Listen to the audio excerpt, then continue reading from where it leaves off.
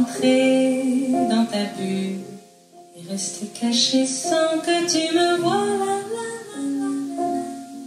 Bonjour Jeanne Rochette. Bonjour Olivier. Alors vous venez chanter à l'Estival en première partie de Philippe Catherine. Ouais. Votre univers musical, c'est une palette de tous les styles avec le jazz un peu comme point de départ. Est-ce que vous seriez, à vous toute seule, une encyclopédie de la musique ? Oh là là, mais c'est énorme ça.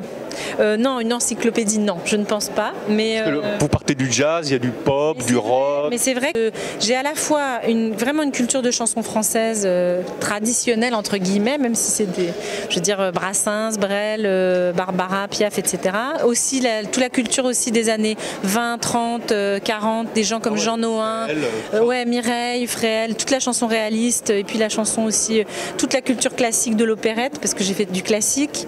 Et vous vous retrouvez en première partie Philippe Catherine. Oui, mais justement, c'est intéressant parce qu'en plus c'est son projet classique avec une pianiste classique, donc je trouve que ça se marie très bien, quoi.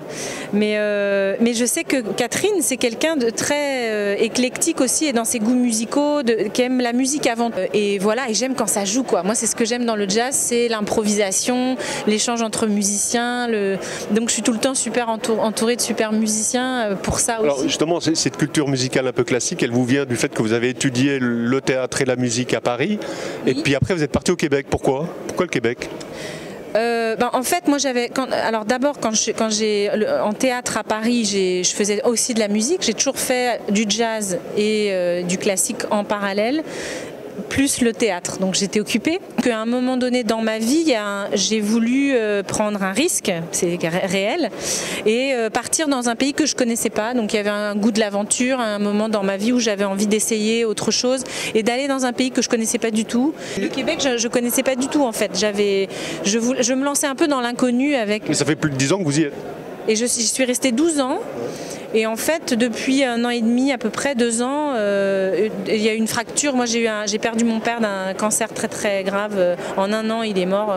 Et ça m'a donné une urgence en fait à revenir à Paris, à mes racines, quoi. Est-ce que cette culture théâtrale que vous avez aussi, est-ce qu'elle nourrit vos prestations scéniques ? Vous vous en inspirez forcément ? Ah bah pour moi c'est indissociable. C'est-à-dire que je suis sur scène en situation de jeu, d'actrice, quoi.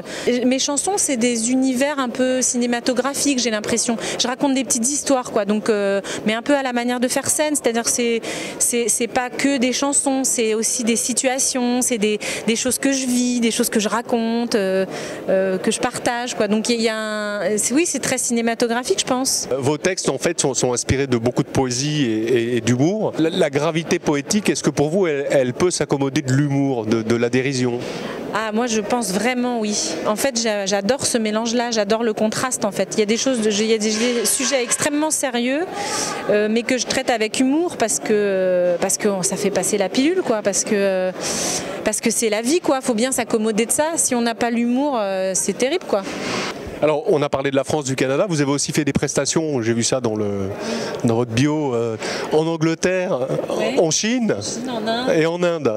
Quel était l'accueil là-bas ? Vous chantez en français, évidemment, mais l'accueil, c'était quoi ? C'est toujours en français. Alors, moi, j'hallucine, quoi. C'est-à-dire que c'est toujours en français. Alors, en Chine, c'était un peu l'hystérie parce qu'ils ont les moyens là-bas. Donc, j'étais reçue en grand et tout. C'était super. C'était des festivals un peu mélange chanson et jazz, justement. Et très très bon accueil, quoi, dans des très belles conditions. Et il y a un peu comme Mireille Mathieu qui fait un tabac au Japon, par exemple. Mais en Inde, c'était plutôt genre Britney Spears. Quand j'avais joué dans une école de garçons, là, c'était la folie totale.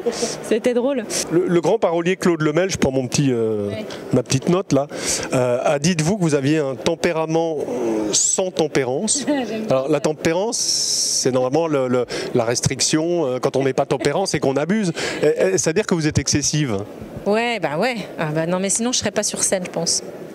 Donc oui, en fait... Vous pensez que c'est intrinsèque, c'est inhérent, les artistes doivent être forcément excessifs? En tout cas, moi, les artistes que j'aime particulièrement, des gens comme Brigitte Fontaine, Higelin, Gainsbourg que j'adorais, Camille, bon, c'est pas forcément d'être excessif, mais en tout cas d'être dans une authenticité dans la personne qu'on est, que les personnalités soient entières, quoi. Pas de tempérance.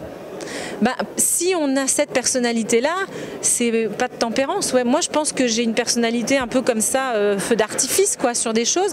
Et en même temps, je suis très, ça peut être, il y a des chansons très intérieures et tout qui font partie de moi. Enfin, je suis un mix de tout ça, mais c'est vrai que je suis assez éclatée quand même comme fille. Donc, je suis sur scène, je suis un peu éclatée.